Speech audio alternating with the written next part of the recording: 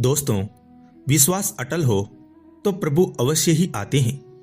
यह एक बुढ़िया की कहानी है जिसने बताया कि कैसे श्री बांके बिहारी जी ने उसकी मदद की।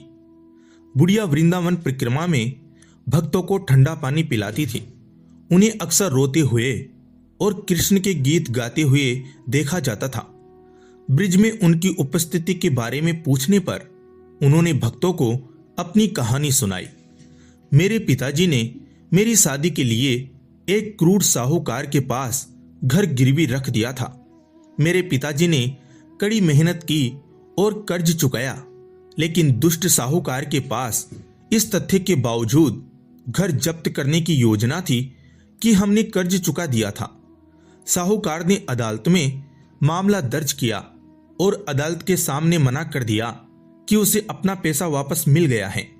एक साहूकार के वकील ने मेरे पिताजी को धमकी दी और मेरे पिताजी निराश हो गए क्योंकि उनके पास कोई गवाह नहीं था। बुढ़िया के पिताजी श्री बांके बिहारी जी के दर्शन करने वृंदावन गए। मेरे पिताजी भगवान से अपने मामले में गवाह बनने के लिए कहकर मंदिर के बाहर सो गए। मेरे पिताजी घर आए और कहा कि उन्हें विश्वास है कि वह केस जीत जाएंगे, जबकि सभी ने सोचा कि हम केस हार जाएंगे। अगले दिन जब जज ने अपना गवाह पेश करने के बारे में पूछा, उन्होंने बांके बिहारी नाम दर्ज कराया। परिचारक 3 बार चिल्लाया, बांके बिहारी अपने आप को अदालत में पेश करे। आवाज बाहर से बोली, मैं यहां हूं।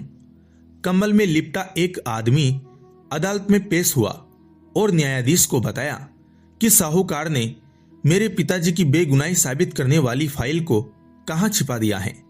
साहूकार को रंगे हाथों पकड़ा गया। भगवान का चेहरा देखकर जज साहब दंग रह गए। यह कोई मानवीय चेहरा नहीं था। जब जज ने पलटकर देखा तो बिहारी जी गायब हो गए।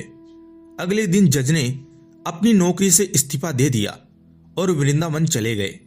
वे कृष्ण के स्थायी भक्त बन गए और जज बाबा के नाम से प्रसिद्ध हुए। बुढ़िया इस आशा से वृंदावन चली गई कि वह फिर से श्री बांके बिहारी जी के दर्शन करेगी। जय श्री कृष्ण। धन्यवाद।